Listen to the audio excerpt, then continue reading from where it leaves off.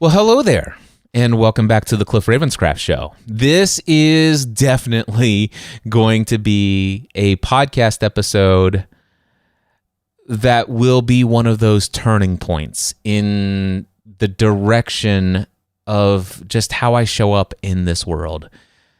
For those of you who have been around for a very long time, you may remember episode 1 of this podcast, back when it was called Podcast Answer Man. And I said, hey guys, I'm Cliff Ravenscraft. I've been podcasting for a year as a hobby. And I was just dreaming, what would it be like one day if I could do this full time? And who knows, maybe in 5 to 10 years, that might be a possibility. But I love podcasting so much. And oh my gosh, I just can't stop talking about it. And I wanted to create a place where people could go to get answers. And it's not like I have all of the answers, but I'm a place where you can go. If you have a question, I'll find the answer, because that's how much I love podcasting. And yeah, that's how I got started. And then there was, I think it was 2014. Oh, by the way, it didn't take 3 to 5 years. I became full-time self-employed as the Podcast Answer Man. In under a year after that. So that was a pivotal moment. And there were several other pivotal moments. And I'll never forget when, it was actually a Facebook Live, when I first announced that I had just read this book called The Big Leap. And I had already been hinting at the desire to make a massive transition away from the technical consulting work that had been built up and all the brand that has been established and all the just everything that goes along with generating a significant amount of revenue from the Podcast Answer Man brand. But just having this sense in my heart, there's a different way I want to show up in the world, and it's not just as this guy who answers technical questions related to podcasting. And so that's over time, there was a different way that I began to show up. And sometimes I wavered back and forth between those ways, and ultimately I read The Big Leap by Gay Hendricks, and I said, okay, I'm ready for the big leap. I'm ready to fully embrace this new understanding of who I am and how I want to be in this world. And I know that not everybody's going to follow me on this journey, and that's fine. And that's right after, that's made the shift from Podcast Answer Man to the Cliff Ravenscraft Show. I shut down all my podcast-related products and services over the course of, I think, about a 60-day process. Maybe it was 90 days. And I just began doing the new way of life. And it's been an incredible journey.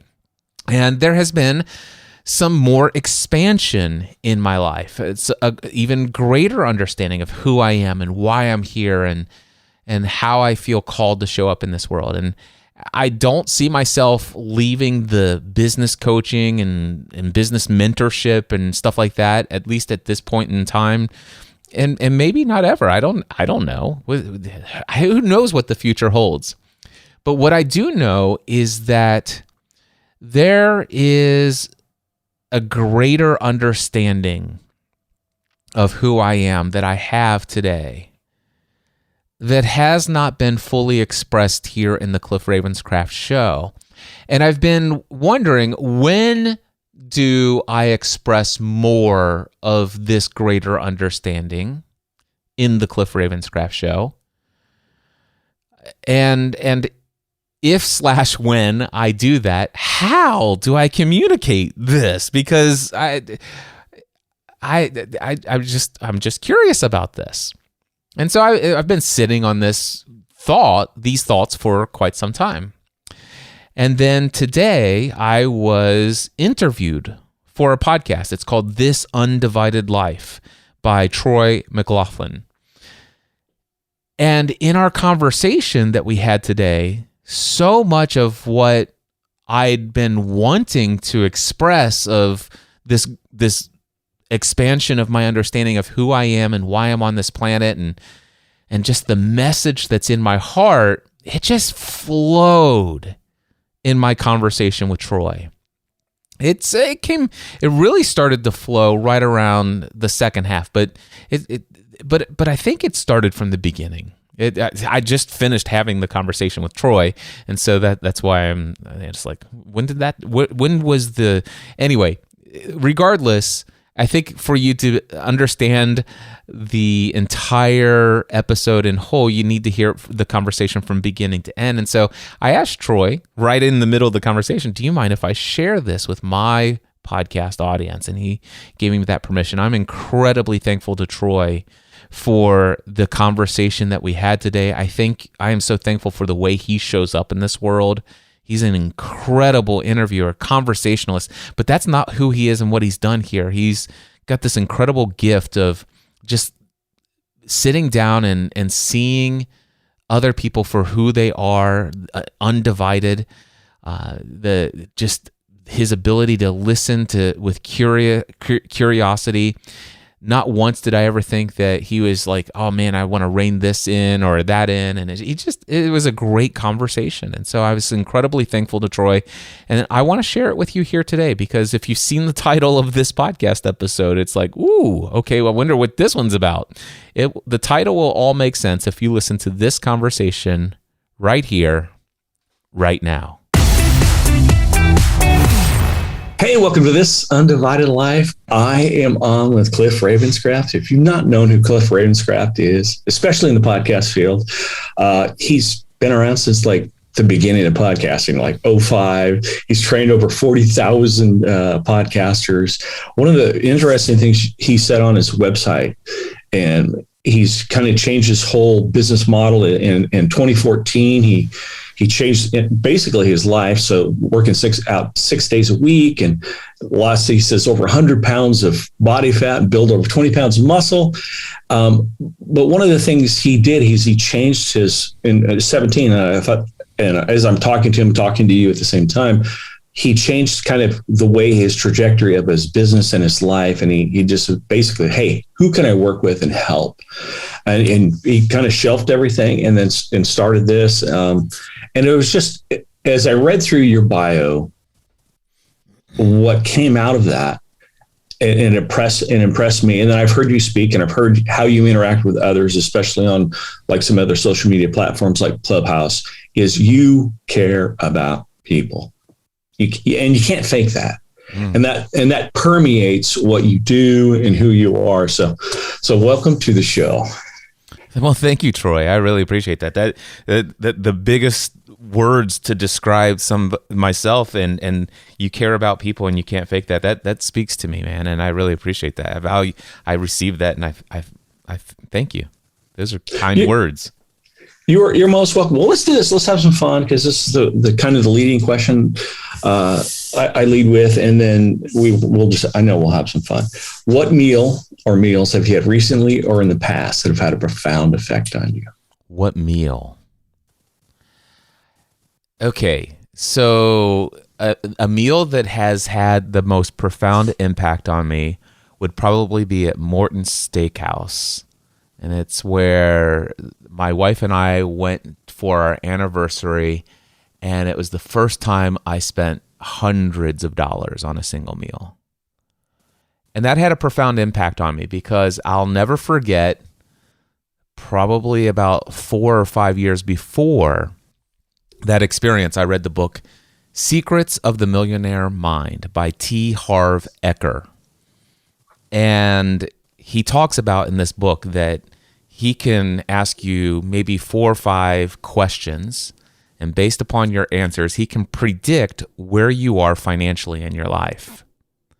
And it's because we all have a blueprint. We all have a way of thinking and feeling about money and everything else. We have blueprints for everything. We have blueprints for our relationships with our kids, our spouses, our parents. We have with work, but specifically, this is money-related book.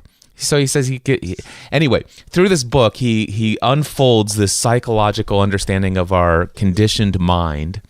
Blew my mind as I realized how many ways I've been conditioned to limit myself to where I was then financially. And one of the exercises in this book was, here's what you need to do. Go into the restaurant and order the most expensive thing on the menu. Make a habit of doing that.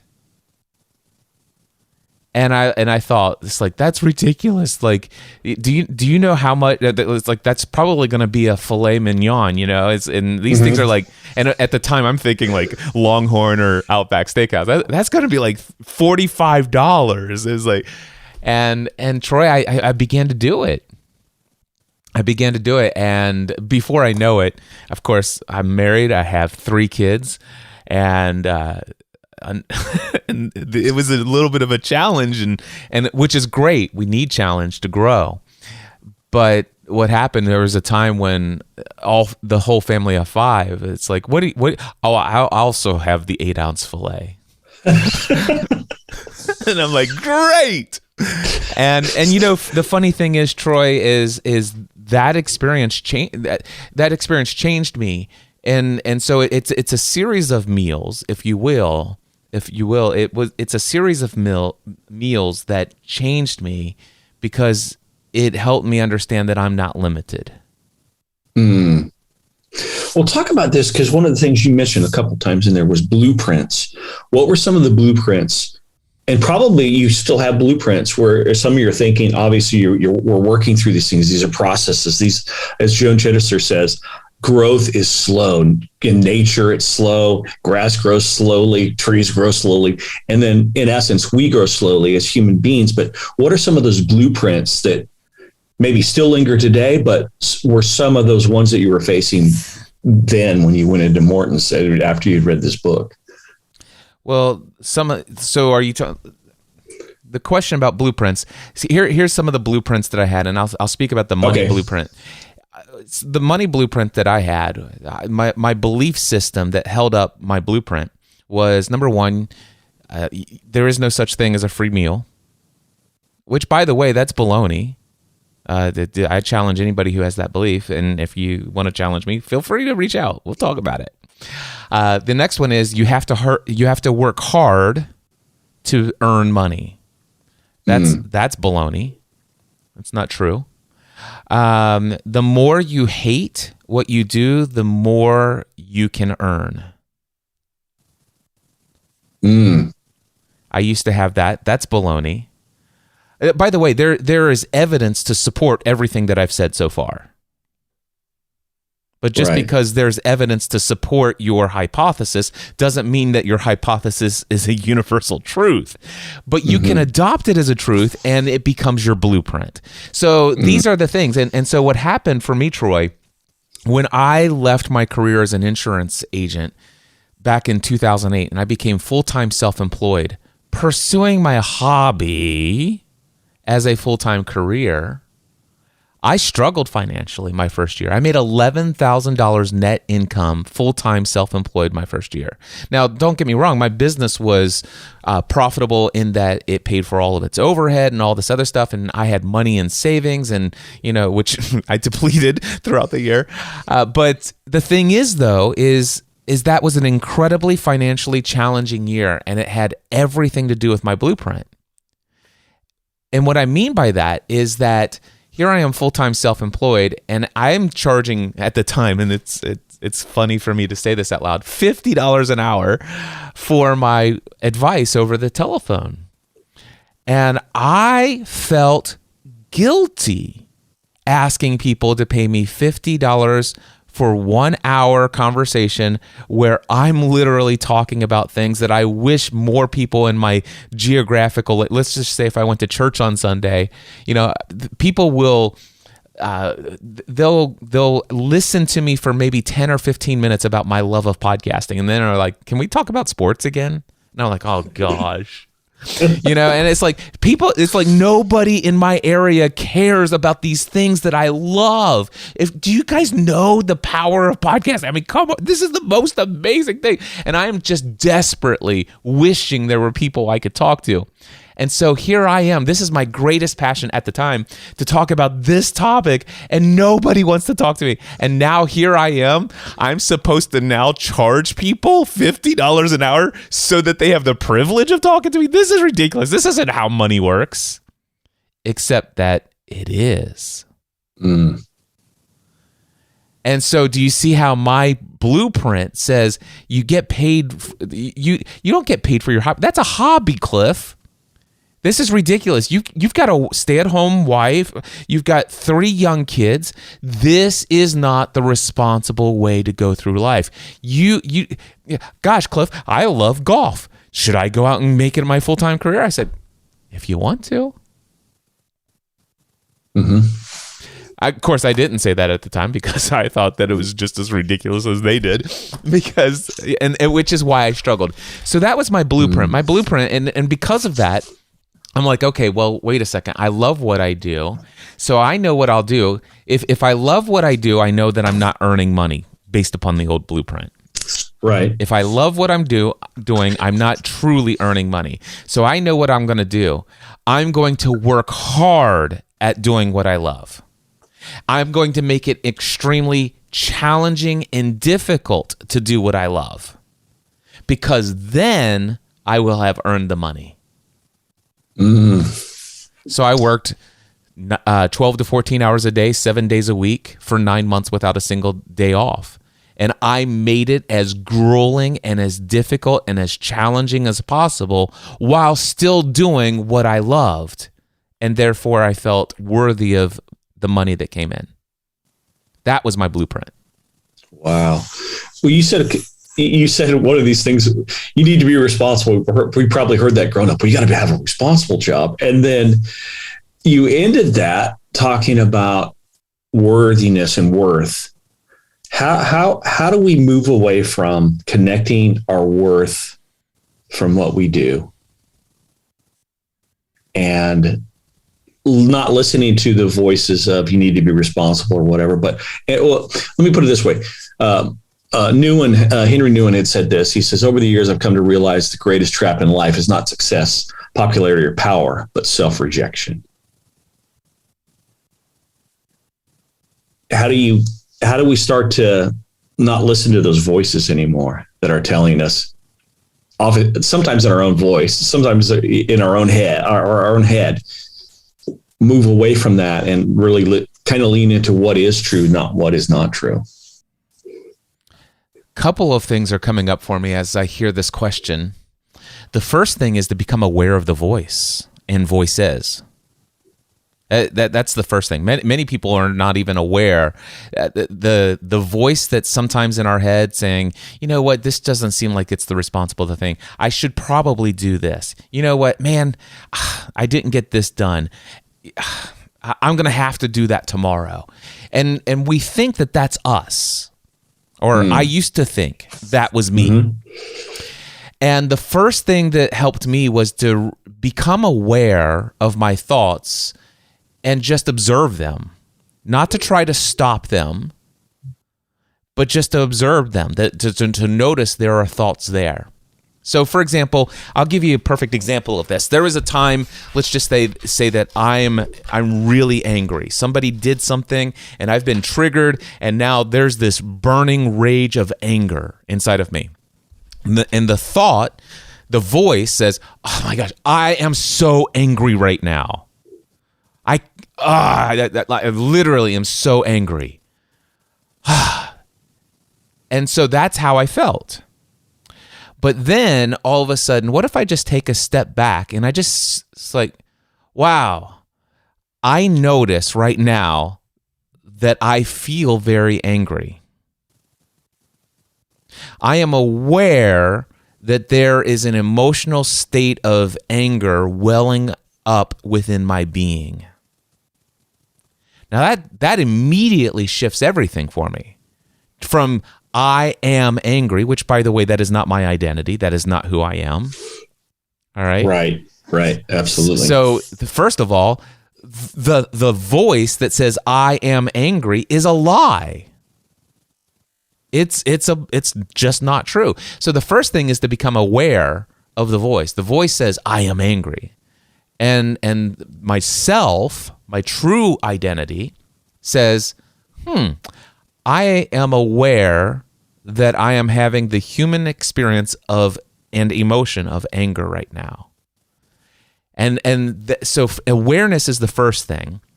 I am also aware that this human part of me, this ego part of me, says, I am angry. And that's not true. That is not who I am. I am actually, my nature is peace, love, joy, abundance. That's who I am.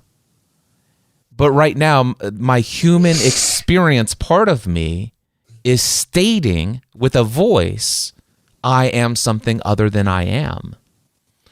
And so just being aware of that is the first. The second one is to evaluate the voice for what it's saying.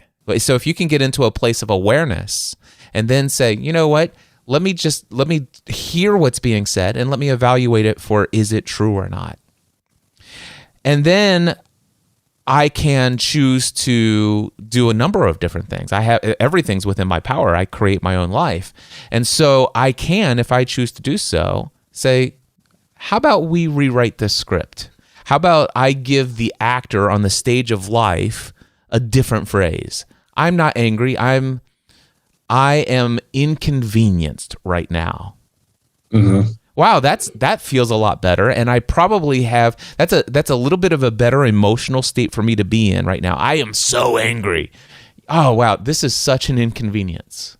Whew. Okay, it is an inconvenience, but it's not the end of the world. So what am I going to do about it? And that frees me up as the actor of on the stage of life that I'm in to be more resourceful and tap into my inner self to be more creative about my desired outcome. And therefore, I'm not caught up in the spiraling down emotional state of anger and rage and resentfulness and all that other stuff. So Troy, that's how it's becoming aware, stepping outside of yourself and tapping into a deeper part of who you are and evaluating the voice. And then becoming, and sometimes I'm like, where's this voice coming from? And recognizing, it's like, wow, where did I learn that this is something I should be angry about? Why do I believe that this is, why am I resisting what is? Because guess what? What is. What just happened. No emotional state whatsoever can change what I'm experiencing right now.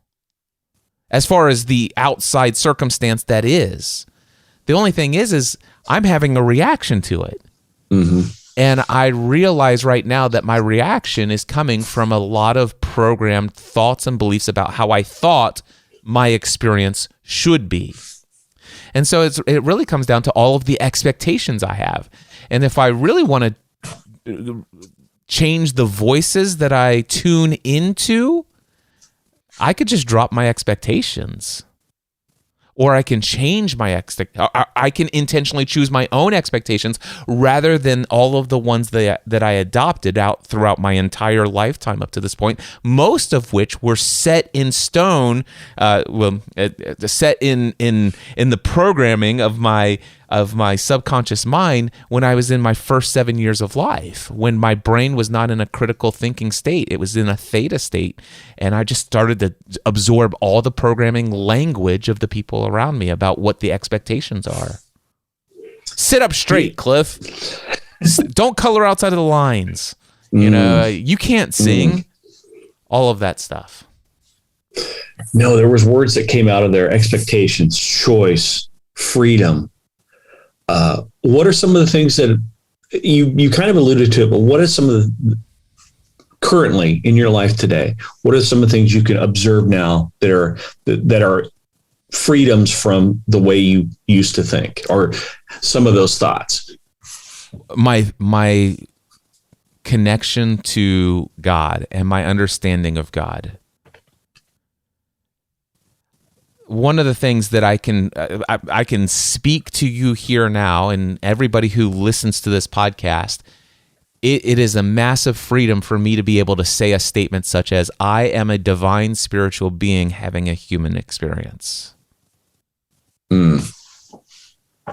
And not having any care in the world about what anyone thinks or feels or believes about me as it relates to that statement. And in that statement, that sounds freeing. Oh yeah, it's unlimited. Right. There's no one else on the sideline saying no. The referee saying, Cliff, no, that's not true. You can't do that. Oh, there's lots of people saying that. Oh, okay. But they're not having the effect that maybe they used to in controlling those thoughts, or as you mentioned earlier, be responsible. Yep. Sit up straight. And yeah, that's exactly right. Those voices still echo. I still hear them inside of the chambers of my own heart.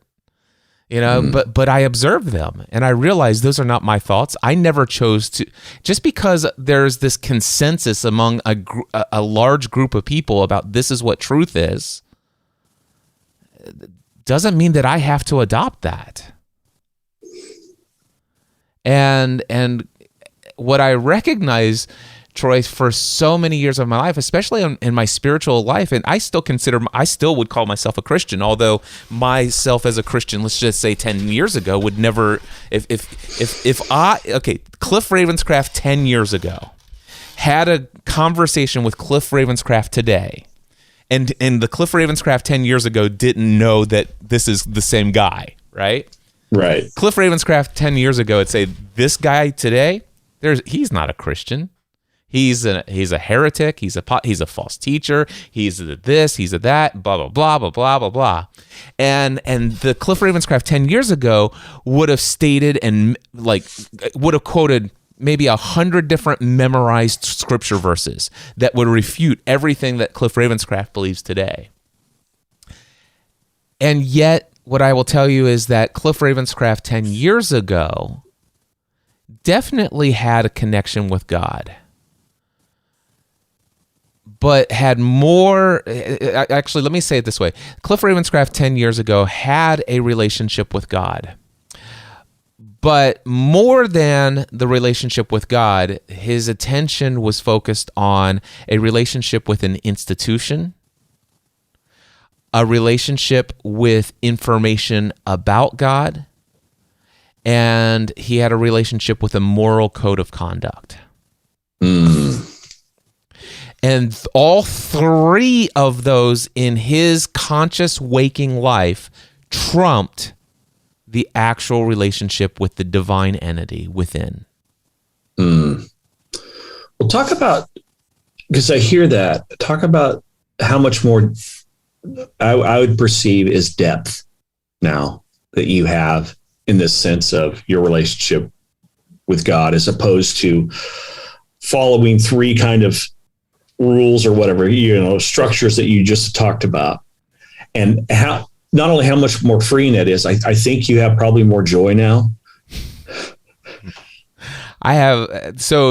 Yes, I have more freedom. I have more joy. I put no limits on how much happiness I can experience in a day. I used to go around life saying, man, you know what? I really feel bad for so-and-so.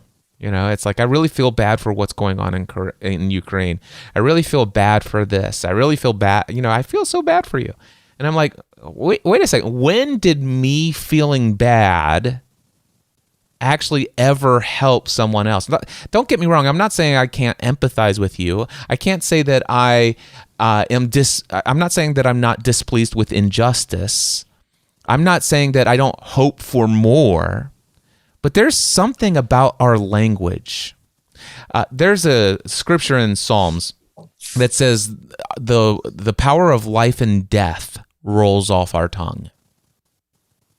And so the words we speak are magical, if you will. Matter of fact, when we write them down on paper, we call it spelling. Just saying. Oh, yeah. Yeah. All right. I never thought of it that way. That's good. Yeah. That's good. So words are important. So when I thought about this, I was like, I feel bad. So what's going on is like, listen, how can I experience joy today? How can I be excited and be thankful and celebrate this thing that's going well in my life right now when there's so much suffering in the Ukraine? And I see a lot of this going on today. But the reality is, when in your life is there ever, under that blueprint, when in your life has there or will there ever be an opportunity for you to feel good and celebrate things that are going well in your life. Because isn't there always something that you could find that you, quote unquote, should feel bad about? Yeah. Or you should tamper down how much joy you're experiencing? Come on, try again. There we go. And that would be in any situation, right? I mean, there's a whole book in scripture called Lamentations, right? And then you mentioned the Psalms, but there are times when you're going through the midst of, let's say, health problems. I mean, they can be incredibly serious health problems and in pain and what you're facing, but still in almost the same moment, grief and joy can be there. Yeah. And all of it is, I believe, a choice. I mean, because what we're talking about here are emotional states, right? Right. And you can choose any of that.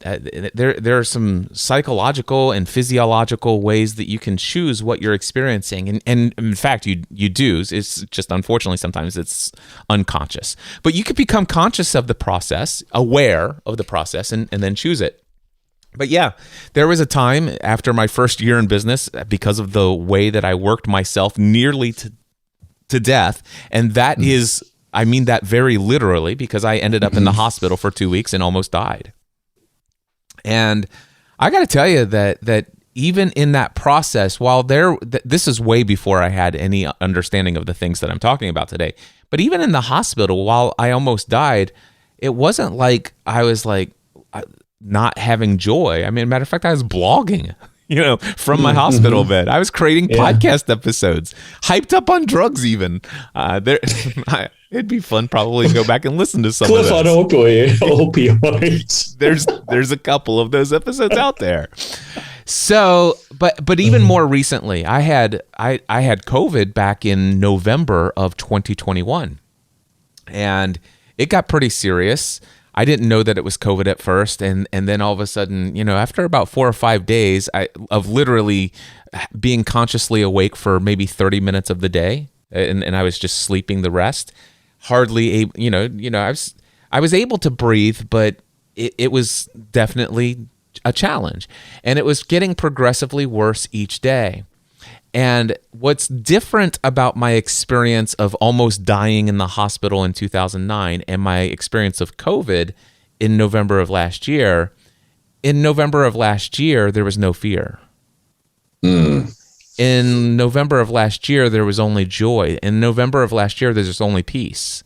And one day on the couch, I remember I said, Stephanie, I think I need to go to the hospital. I think I need to go to the hospital.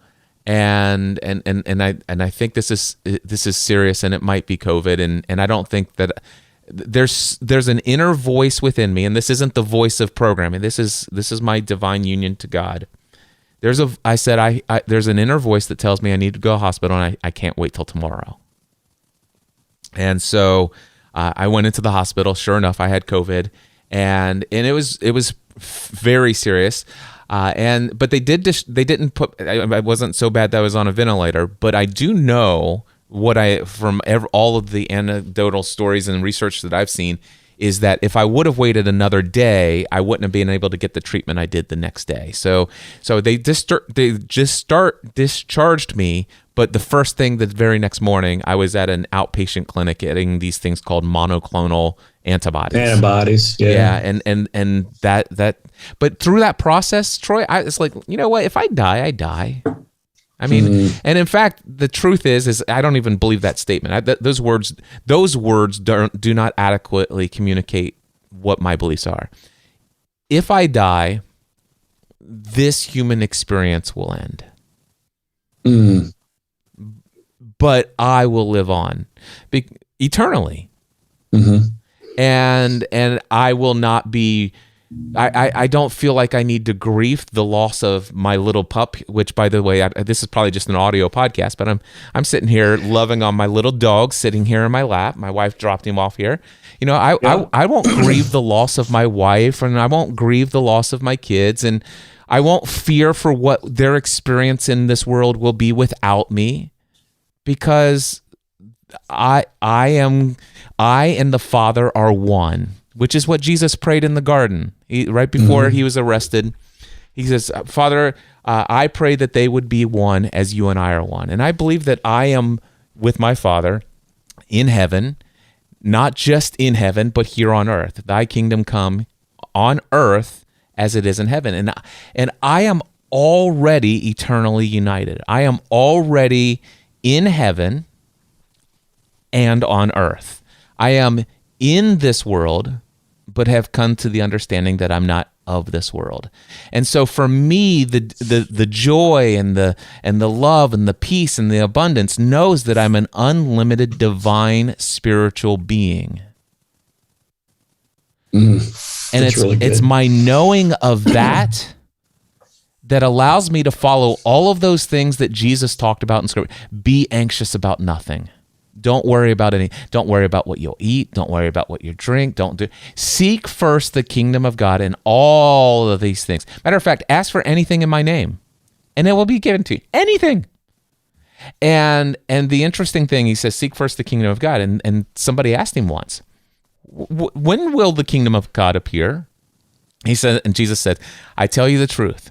He said, which I love that he says this, I tell you the truth. This time I'm not lying. No, but he wanted to emphasize, this is the truth.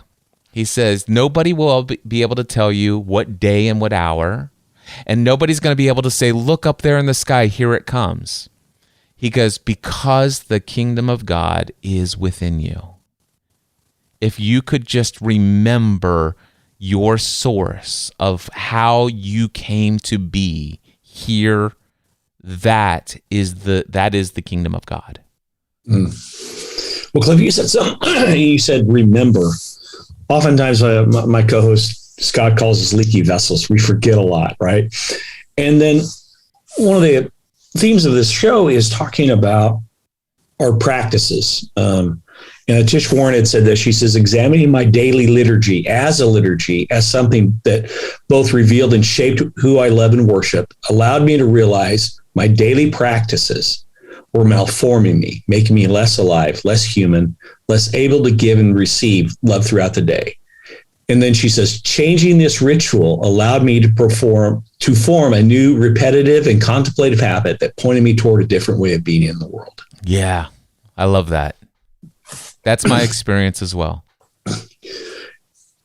And like you had said, this is a practice. How do we start to, let me ask you this, because it's a practice and you do this, what are some of the questions you ask yourself? Or what are some good questions that even someone who's listening to the show, how can I ask some questions on a daily basis?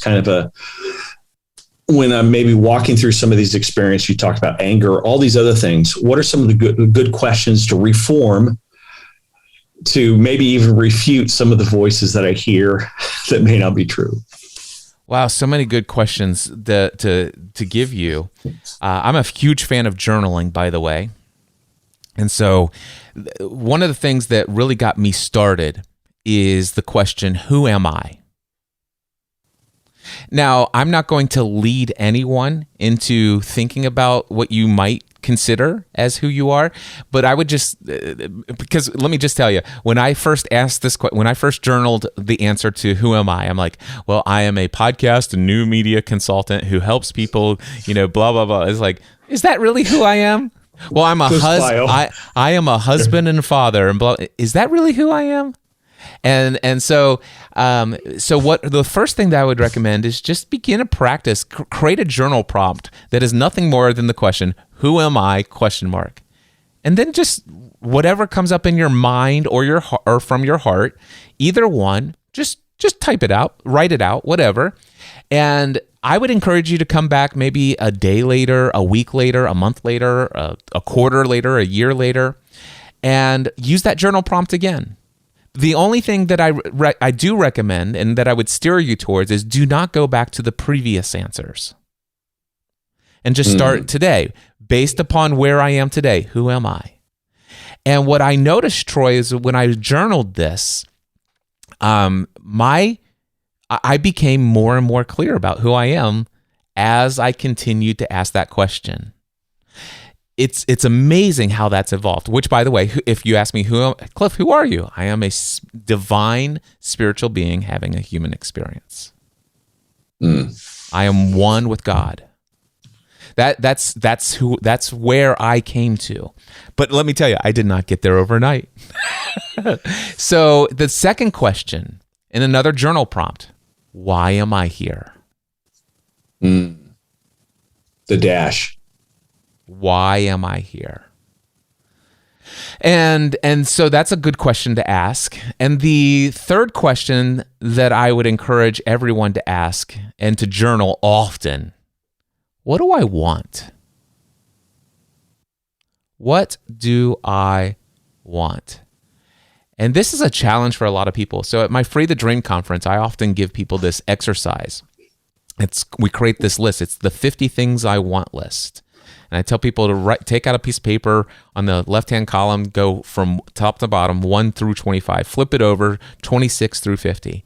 Now, at the top of the first page, type in 50, or write in 50 things I want.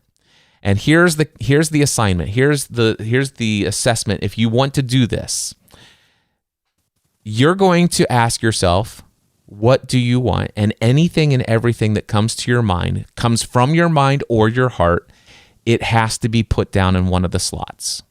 Here's the caveat. You must not ask yourself, is this possible? You must not ask yourself, is this selfish? You must not run it through the filter as, is this materialistic? You must not concern yourself, what would people think if they saw that I wrote this on this list? If you could allow yourself in the privacy of your own being to actually write down 50 things you want in life, it will help you to start discover more and more about how to answer those first two questions. You said something that was really interesting. You said filter. How do we start to recognize those filters? Well, look for anything that makes you feel bad and ask, why do I feel bad?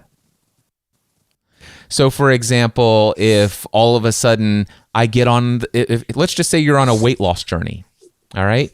If you get on the scale and you recognize, you've been making some progress, and then let's just say for the last 3 days straight, you've been plateaued, or maybe even went up a half a pound or something like that. How does that make you feel inside? If you do not feel peace, love, joy, and pure acceptance and non-judgment and zero criticism, if you are not fully in love with yourself as you are, if you're feeling any negative emotion related to that experience, ask yourself, why do I feel this way? And if you do enough of this work, if you dig deep enough, you will find out that it is not you.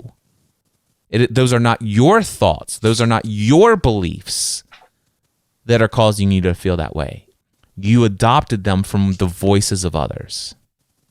And that's a filter. I am successful as long as I don't weigh this much. I am successful as long as I live up to this. I am successful. It is okay for me to feel happy. It is okay for me to feel prosperous. It is okay for me to feel joy if I live up to these standards. And then ask yourself, who sets those standards? And you have two choices, others or yourself. Yeah, and you said that word right in there, that if word, if. Yeah. And we all have this ability. That's why I like to, my favorite thing that I've learned on this journey is life is created, and we created it. If you can understand the power of that statement, you'll understand that you're not a victim of anything.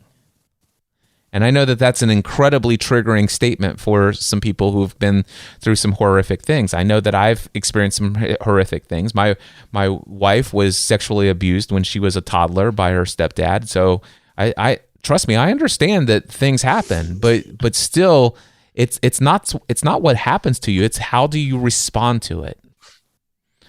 Do you say that again? Say that again. That's really important. It's not what happens to you in this world. It's how do you choose to respond to it. And most people don't choose to respond to it. They habitually react to it. Ooh, that's really good.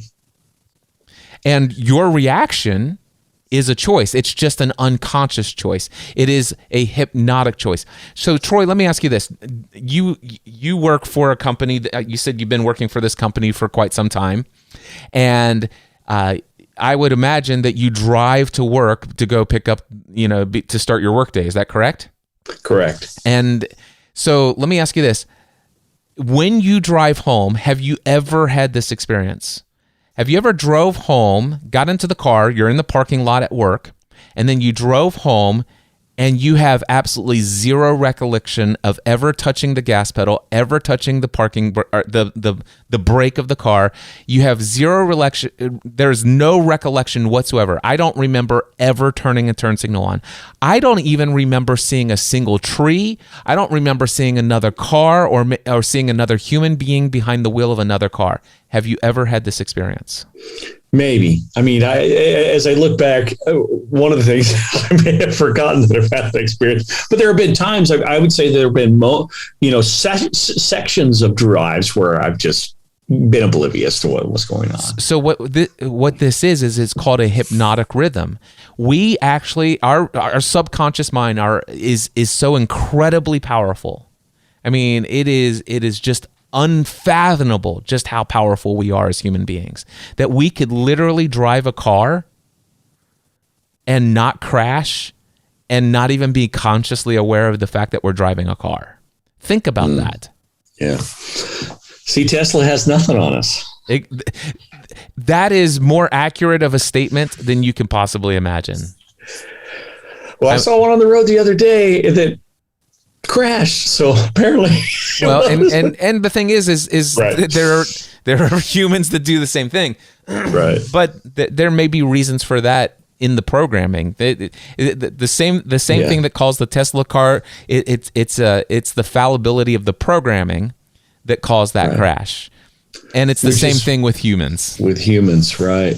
We'll talk about this because you had referenced your wife, and we certainly won't go to her story. But talk about, I'd interviewed Chuck DeGroat, and he talked about this idea of self-care. He said, and he said this. This wasn't a book that he read. He's written, I think, one or two books, but this was on an essay he'd done earlier, and he's a psychologist. And he said this was the ancient art called Curum Animarum, the care of souls. He says, and the wisest therapists will foster this process. Now, the vast majority of clinicians practicing today have been trained in fix-it strategies, cognitive behavioral solution-based process, which are aimed at quick, painless fixes. This is what sells. This is what insurance tends to pay for. But there's a profound difference here. Fix-it strategies try to remove pain, while deep soul care attempts to learn from it. Sometimes in the process, we are afforded the mercy of pain relief, but it is not the goal. So talk about this. We are in this process when we go through these processes, especially taking care of ourselves. We may not be afforded a pain relief, but it's deep soul care. And I know that we often, and because you talked about this idea of, well, if I do this for myself, I might feel guilty because somebody else in the world is, at their worst, right? But because I mean, as you led in your bio, Cliff needed to take care of Cliff. Cliff was on a really bad path health-wise, and it wasn't going to end well. Right. Well, there are two statements in your reading that you just did that really resonated with me. One was deep soul care. Mm.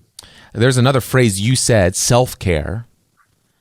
And then there was the caveat about it may not be the alleviation of pain. So, and those are, I just wanted to point out, those are things that resonated with me. But then you asked, I don't know, did you ask me a question just now?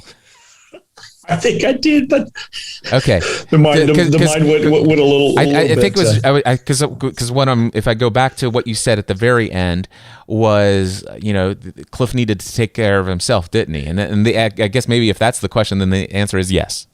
But if it's okay, Troy, I'd like to go into this self-care. Yes, absolutely. What was it? This deep soul what? Was it deep soul work or yeah? There was a phrase. Come on, fix the strategies. It was about the soul. Okay, is fix it. Try to remove pain while deep soul care attempts to learn from it. Okay, deep soul care. Deep. That's the first time I've heard those three words spoken. Boy, that would be a powerful spell, if you will, or magical formula. That deep soul care. There's this scripture that it reminds me of. Jesus says, "Come to me, all of you who are overwhelmed and heavily burdened, and I will." And he says, "If you will," he says, take my yoke." By the way, the Greek word, I think, in Sanskrit, or in one translation, it translates into this word called zugos, or I think is what it's called, zugos, and it means union. And in Sanskrit, the zugos can be translated two different ways. It could be yoke, which is that wooden thing that keeps, oxen, in line with one another, which is a powerful way, and it's how it's been translated most ways. But also in Sanskrit, it can also be translated into the word yoga, which is, the Hindu practice of, and other Eastern practices of yoga, which is union. And yoke and yoga both mean union. And so Jesus says, come to me and be in union with the divine, and I will give you rest for your soul. Now, go look this scripture up for those who are inclined to do so. Go look for my yoke is easy. Look, just do a search for that phrase. Go find that verse and find where he says, "And I will give you rest for your soul." He will give you the deep soul care you need. Even you say that, it doesn't. Don't you almost feel like, dude? It is more. As you could possibly imagine. It is, and this is where you talk about pain. So before I got into my latest chapter of where I am currently in my spiritual journey, I was studying works and books related to clinical hypnotherapy. And there's plenty of documented scientific proof that you can be hypnotized into a certain brainwave state where it effectively becomes an anesthetic result. So there are some people out there who absolutely do not believe in certain medications or whatever, and so they will bring in somebody who is a clinical hypnotherapist before surgery, and they will get them in a deep trance state, and that person will not experience the physical pain. And that is because their awareness has been dropped out of the physical, and the awareness is dropped into the deep recesses of the soul state. So I'd read somewhere, and I can't recall where it was, but pain is only in the mind. It's a part of our physical experience, and right. And we can go within, and we can be in the body but not of the body. And who's the we? I can be in the world but not of it. I can be in the body but not of it. So I have a body, but who is the I in that statement? I am not the body. Right. Cliff, as you say that, I think of C.S. Lewis. He says, I'm not a body with a soul. I'm a soul that has a body. That sounds a lot like I am a divine spiritual being having a human experience. Yeah. And I can choose to be fully engrossed in my physical state if I choose to do so. And for most of my life, I did. I was all about my physical body. I believed I was my body. I believed I am Cliff Ravenscraft, which that's nothing more than a label. I believe that I am a husband. Which it is a characteristic and a trait that I have adopted and consciously, and I love, and have been married very blissfully for more than 25 years of my life. I love my wife, but that's not who I am. It is a part. It is a fractal of who I am. And if I want to, at any moment in time, I could choose to get down on my knees, or I could go out for a walk, or I could sit down in silent meditation, whatever the case may be, and I can go within and I can choose to put my awareness away from the five senses of my body. I can choose to take my awareness away from my logical thinking mind, and I can experience the blissful state of soul union with God, the kingdom of God within. No, that's really good. I can't finish up anything better to say than that. The cool thing, and now in the physical body, if our awareness is in the physical body, which it is a majority of the time for us, it's by the way, all of it within our conscious is within our control. We can all choose to be in our conscious body, and we choose to do so. Most of the time, unconsciously, we make that decision. And for some of us, we may not think that we have the freedom to do the things that Cliff just said, because that sounds like divination and occultism and all kinds of other stuff, which I had to get over. So much of that stuff. But what is interesting is that when we're in this physical experience, I want to go to that statement. It may not be the alleviation of pain. And that if we take our spirit or soul and we take our consciousness and focus our awareness in the physical body, meaning that we're in this world, we're awake, and if there is pain or dis-ease in the body, then we will experience that pain. But here's the one thing I just want to say. Even in the physical experience, being purely, fully identified in the body, suffering is still a choice. Pain may not be in that state, but suffering is always your choice. And most of the time, it's an unconscious choice that most people choose.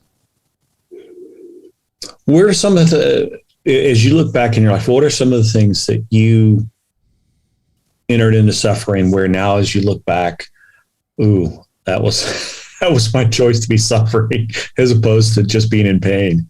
Oh gosh.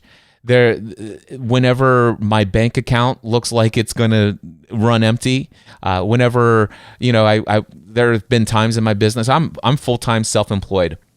And let me tell you, I can get really excited and filled with all sorts of what I would call sometimes happiness, or what I used to call happiness, and all this other stuff. I'd be really happy if, here as a solopreneur working 3 days a week, I went 18 months making $30,000 a month, working 12 hours a week. It's like, yes. And then all of a sudden, I as a result of all of that margin in my life, I got so heavily ingrained and focused over here. And next thing you know, I went like 9 months without doing any prospecting for new clients. And what happened is like, this is interesting. After people make a commitment to work with me for 1 year and their 1 year is up, I might want to have new clients to replace that income. And so Troy, where there in the past, where all of a sudden it's like, wow, it's like, man, I've been for 18 months straight, I've been averaging $29,500 a month every single month consistently. And within 90, by the way, I went from 20,000 to 30,000 within a 90-day period because of some prospecting work that I had done. But also 1 year later, within 90 days, I dropped more than $10,000 a month within 90 days. And I can tell you right now, as an entrepreneur, this is the most recent experience is I had this. But here's what I will tell you, Troy. I did not experience an ounce of suffering in that. However, in the past, I had interestingly enough, there had been times when I had been consistently making, let's just say $15,000 to $20,000 a month, consistently. And then all of a sudden, one client leaves, and I experience frustration, lack of self-worth, a ding to my self-confidence. Maybe I'm not worthy of this. Maybe I'm doing the wrong thing. And oh my gosh, I'm a failure financially as a husband. I would spiral and dude, let me tell you, I can get some suffering going. But what the funny thing is that's nothing to compare to what I just experienced at the end, right around the middle of 2021. And I gotta tell you, I not an ounce of my peace, love, joy, abundance, satisfaction, fulfillment in life, not once. And my income was projected to go down to $13,000 as far as recurring revenue. Troy, imagine if you were used to, for 18 months, making $30,000 a month, and you're looking at your forecast month to month moving forward, being $13,000 a month, which, by the way, at this point, my standard of living and how I do, and I got 3 kids in college, actually 2 kids in college now because one just graduated. And I have this standard of wanting to be debt-free and all this other stuff, right? So I like to live a debt-free life. So all of a sudden, imagine... it's like $20,000 is what I need, and I got a $7,000 deficit. And the old me would have said, I need to really feel bad about this. I need to suffer. I need to experience a lot of stress over this situation, because you know what? And oh my gosh, Troy, I used to say these words. You know what? Stress really motivates me. If I didn't have stress, I sometimes wouldn't take action on the things that I need to do. But you know what? I haven't experienced an ounce of stress in this. And the interesting thing is that everything's always worked out. Be anxious about nothing. Seek first the kingdom of God. Go within. Know that you're an unlimited divine being, spiritual being, having a human experience, that if you come here and ask in my name, and I have my own understanding of what in my name, because there's a lot of in my names. If you ask for it and believe and not doubt in my name, you could have anything. It's over and over again. And for me, where I've come to is where in my name means is if you can be in alignment as far as in your understanding that you and I are one, that you are not your body, you are not this human experience. I called you to be in the world, but not of it. Be of me. And anything you want and ask when you are in a complete understanding and knowing of your oneness with me, in this place, in this name, you can ask anything here and everything will be given to you out there. And now let me just say a couple of things. With that being said, every single month that my income was projected to be $13,000, I've always had clients who said, Cliff, yes, I'll sign up for your $12,000 program. Do you mind if I pay $6,000 this month and $6,000 next month? Well, that brings me to 19, or what is it? Yeah, $19K right there for this month and next month. Thank you. All right. And then all of a sudden, and then of course I get a new client. Yes, Cliff, I'll pay $1,000 a month. And then it's like, oh, well, there's $20K right there. But now those 2 months go by, right? And 2 clients paid, or 1 client paid in full, but in 2 different installments. So that took care of 2 months. And there's 2 months I hit $20K, which is my minimum that I need, right? And then all of a sudden it's like, okay, well, now I'm looking at $14,000 a month. Oh, now should I feel bad? No, just don't worry about it. Not a big deal. So here it is. It's this. And then all of a sudden, 2 more clients who have been with me for 4 years maybe say, hey, after 4 years, I think I'm going to go invest in some other things. And I'm like, that brings me down to $12K. No. Did I experience that? No. Dude, do you know what I did? I celebrated. I got on the phone with them and said, let me tell you all the things I appreciated about the 4 years that we've been journeying together. And I have no lack of peace, love, joy. I have no suffering. And you know what? I'm not out there freaking out. I'm just doing what I'm doing. Just saying in my oneness with God, hey, if there's somebody out there who could benefit from what I'm doing, will you bring them along? Just out of nowhere, seeming like as if there's any such thing as a coincidence. But then all of a sudden a new client comes on and says, you know what? I'd like to pay you in full, $12,000. Huh? $12,000 recurring, $12,000 paid in full. That's $24K. And Troy, I just love watching the adventure. And here's what I want to say, especially for anybody who's listening to all of this very closely. What I can tell you is that even if my income drops to zero, even if people heard this particular podcast episode, let me ask you a question, Troy.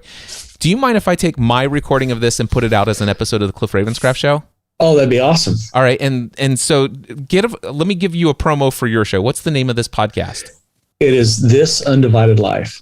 And where can they find This Undivided Life? Anywhere you get your podcast. So look for This Undivided Life with Troy McLaughlin, right? Yep. All right. So what if people heard this episode of the Cliff Ravenscraft Show and there's like, oh my gosh, I didn't know Cliff was this far off the deep end. I was really thinking about hiring him. Or what if there's some people who have hired me who are my current clients and they hear me say things that I've said in this conversation and they all leave me? Do you think I would experience suffering?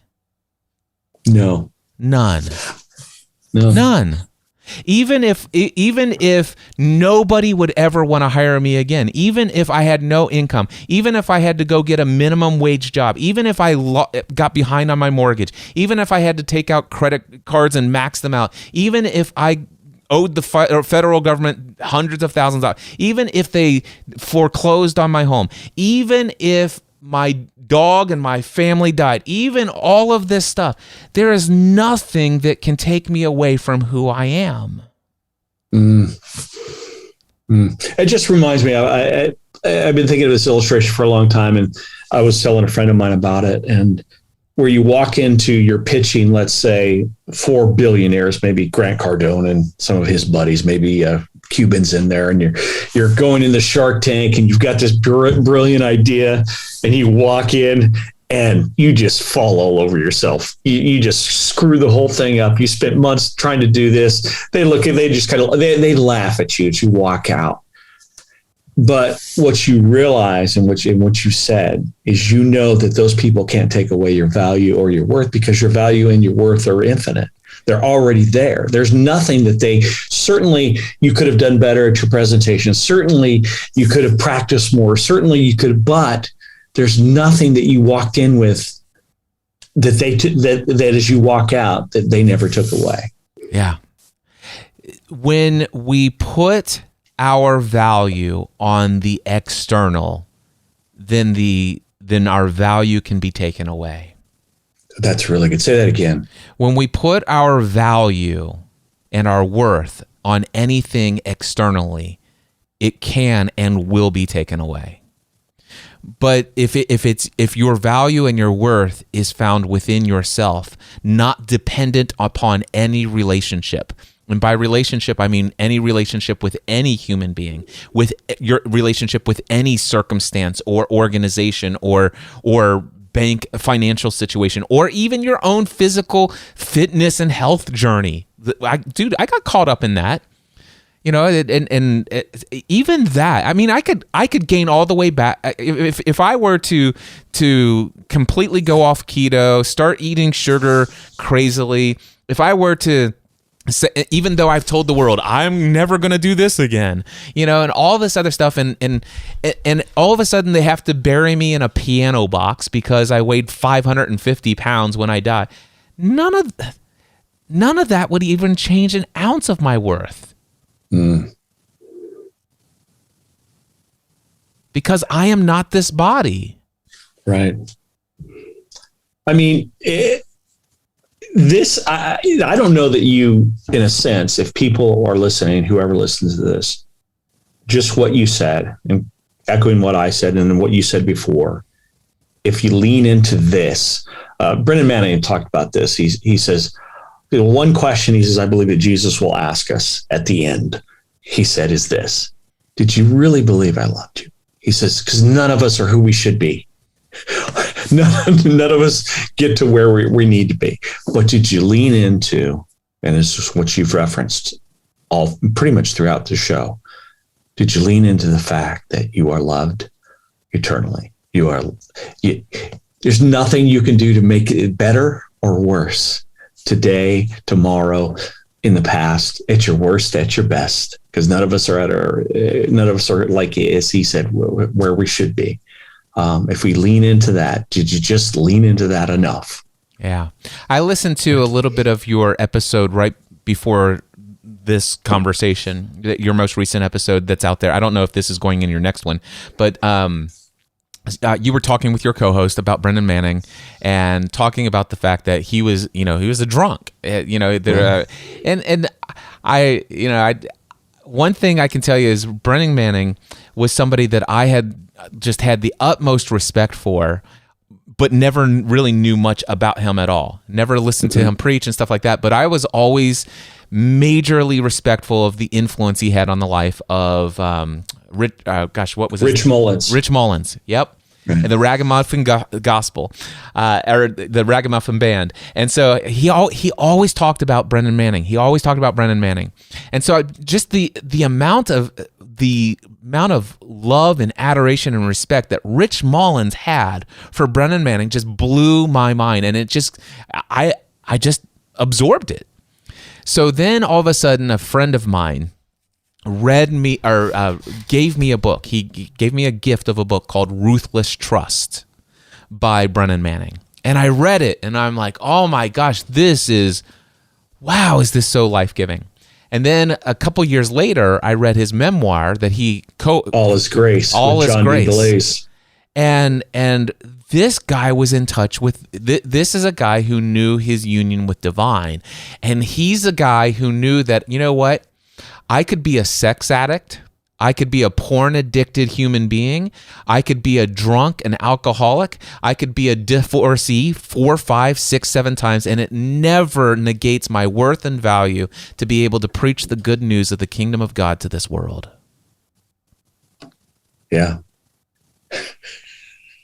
His last, and you know this, and we'll wrap this up here, but his last time that he spoke, and he told, and if you go out and read the book, or I would even suggest you listen to the audio version of the book, All Is Grace. That's his memoir. It's just incredible, right?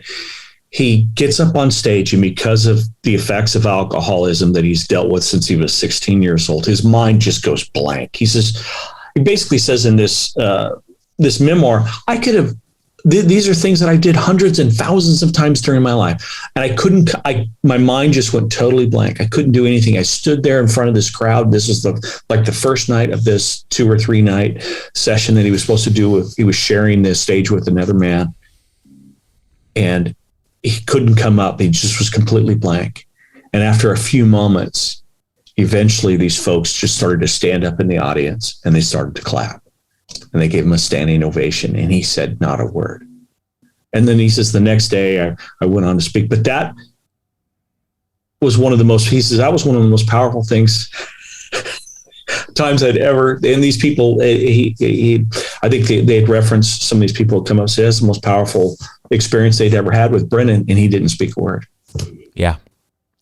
That's because, well, you know what, there's so much I want to say about that, and it would just carry this conversation far into a mega episode. So maybe another time, Troy. I would love to talk about how I'll just let me just say it this to summarize. Just keep. We're good on time. If you want to, I can bust this thing up if we had to. Or whatever, don't bust this thing up, man. No, okay, I won't do that. Because if you bust it up, I promise you there will be people who desperately intend they absolutely intend to listen to the second part, but they won't. But life will get in the way for some of them. Yeah. So what I'll just say is this: I just recently had a client I said, "How can I serve you?" He goes, "Cliff, I just want to know if you can help me play bigger and, get some ideas and to brainstorm and get some creative thinking about how I can play bigger in this world, in life and in business. And then all of a sudden I said, well, what does this mean to play bigger in life? And he told me that. And what does this mean to play bigger in business? And he told me that. And there were 5 different bullet points. And one of the bullet points is reach more people. And I'm like, okay, I can teach you how to reach 7 billion people in 30 seconds if you want. And I did. Now, if anybody wants to know how I did that, email me, cliff@cliffravenscraft.com. Tell me why you would like to coach with me and what you would like to experience in this life. And I can also demonstrate for you how you can reach 7 billion people all at once. All right.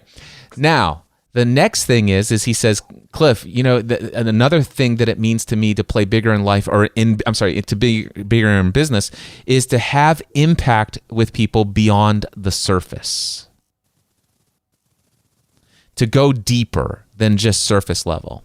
And I sit there and this is the way I described it to her. I said, have you ever been walking down the street and you're not necessarily in a bad mood?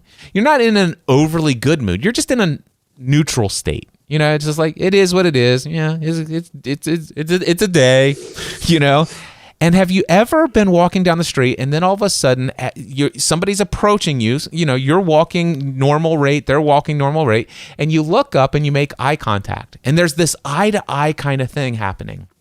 And then all of a sudden, you see the shift in the muscles on their face and they turn it into a smile.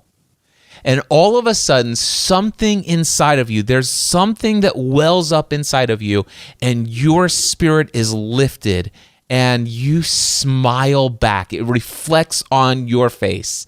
And there doesn't even have to be a nod, but maybe it's just an unconscious, even without actually nodding, there's an inner nodding between your spirit and that person's spirit.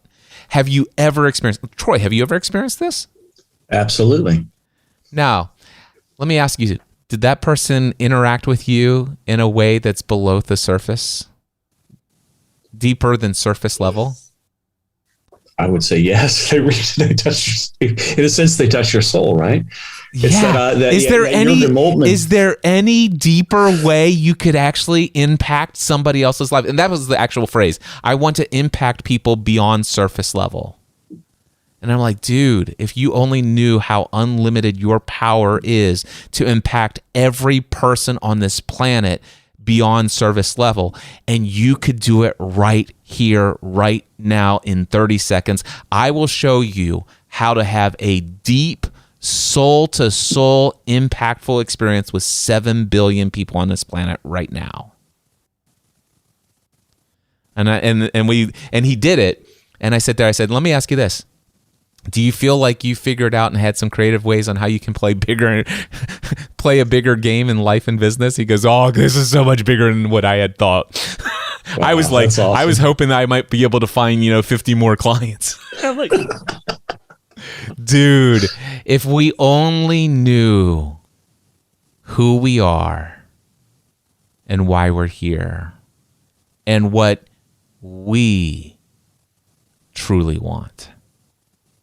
Not what not if we wanted what everybody else told us what is acceptable to want, or what is responsible to want, or what we should want. But if we could really get down to who am I? Why am I here? And what do I want? We become limitless. Mindset and